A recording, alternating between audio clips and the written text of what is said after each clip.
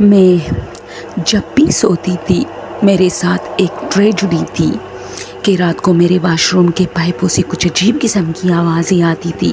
میں اکثر اپنی خالہ سے ڈسکس کرتی تھی، لیکن وہ مجھے یہ کہہ کے ٹال دیتی تھی کہ پائپوں میں ویسے بھی پانی کا شور ہوتا ہے۔ ایک رات اسی طرح مجھے واش روم کے پائپوں سے آوازیں آ رہی تھی، اس لیے میں اٹھی، میں نے برآمدے میں دیکھا تو کوئی نہیں تھا۔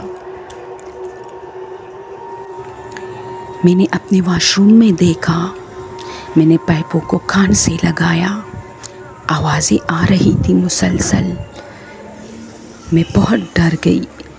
آوازیں ایسی نہیں تھی جیسے پانی کی ہوتی ہے، بلکہ جیسے کوئی باتیں کر رہا ہو، کوئی فریاد کر رہا ہو۔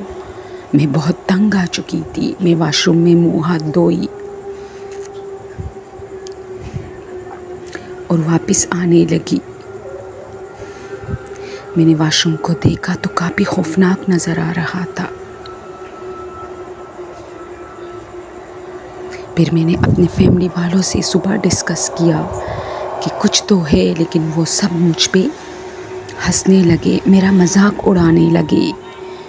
میری ریکویسٹ ہے کہ اگر آپ کے گھر میں کوئی آپ سے کسی چیز کے بارے میں کہے تو پلیز آپ اس سے پہلے کہ آپ مذاق اڑائے، پہلے جا کے اس کا تجزیہ کریں کہ کیا اس کی بات صحیح ہے، اس کے بعد مذاق اڑانی چاہیے، کیونکہ اکثر مذاق بہت مہنگی پڑ جاتی ہے۔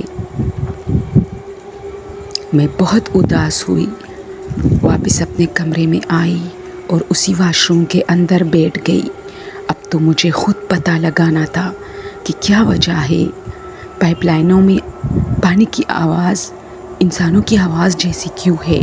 میں نے اسی رات ارادہ کیا کہ میں اوپر چھت پہ جاؤں گی، میں ٹینکی دیکھوں گی۔ دن میں یہ سب نہیں ہوتا تھا، لیکن جب میں نے ٹینکی دیکھی تو یقین کرو دوستو، وہاں میں نے کچھ دیکھا، مجھے خود نہیں پتا کہ وہ کیا تھا، لیکن کچھ تھا جس سے خون بہہ رہا تھا اور مجھے دیکھ رہا تھا۔ میں ڈری اور میرے ہاتھ سے ٹینکی کی ڈھکن گری اور میں بھاگ کے واپس آئی۔